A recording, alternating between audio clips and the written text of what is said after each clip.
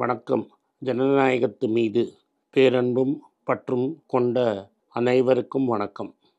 இன்னைக்கு 26 ஜனவரி 2025 நம்ம குடியரசு நாள். இது ஏன் குடியரசு நாள் அப்படின்னு வந்தது அப்படின்னு முதல்ல பார்ப்போம். ஆக்சுவலாக அரசியல் சாசன சட்டம் 26 நவம்பர் 1949 ரெடி ஆயிடுச்சு. அன்னைக்கியோட அந்த இது பாஸ் ஆகிடுச்சு கான்ஸ்டியூண்ட் அசம்பிளியில். அப்போ எப்படி 26 ஜனவரி 1950 ஆச்சு? இதுக்கு ஒரு வரலாறு இருக்குது. இந்த வரலாறில் என்னென்னா 1930 26 ஜனவரி அன்னைக்கு லாகூர் அப்படிங்கிற ஊர் அன்னைக்கு இந்தியாவில் இருந்தது. இன்றைக்கி பாகிஸ்தானில் இருக்கிற ஊரில் நம்ம காங்கிரஸ் கட்சியின் கமிட்டியும் செஷனும் நடந்தது.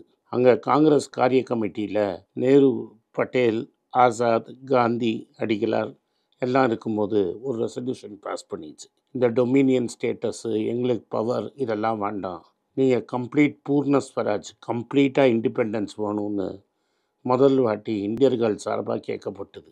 அன்னைக்கு சிந்து நதியில் காலை தண்ணியில் வச்சு இதை கேட்டாங்க. அதுதான் நம்மளோட இந்த சுதந்திர போராட்டத்தில் ஒரு இம்பார்ட்டண்ட்டான திருப்பம்.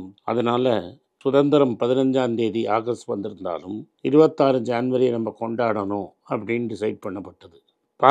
எலெக்ஷன் இது நவம்பர் மாதத்துலேயே கான்ஸ்டியூஷன் ரெடியாக இருந்தாலும் இதை ஃபுல்லாக அடாப்ட் பண்ணினது 26 ஜனவரி 1950. இதுக்கப்புறம் தான் நம்ம ஊரில் எலெக்ஷன் நடந்தது.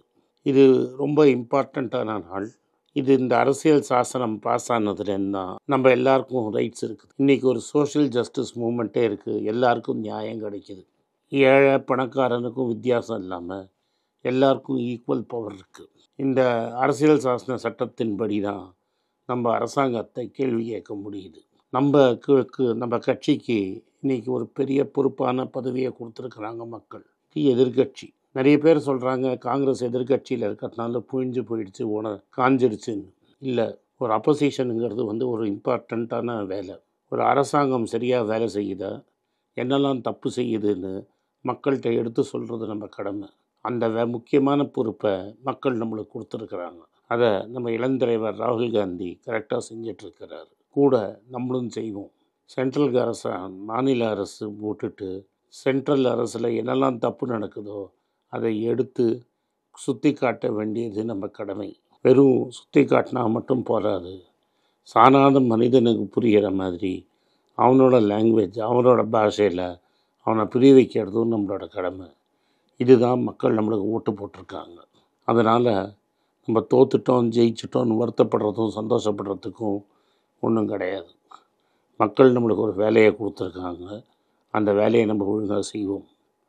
ஒழுங்காக செஞ்சால் திரும்பி நிச்சயமாக வருவோம்.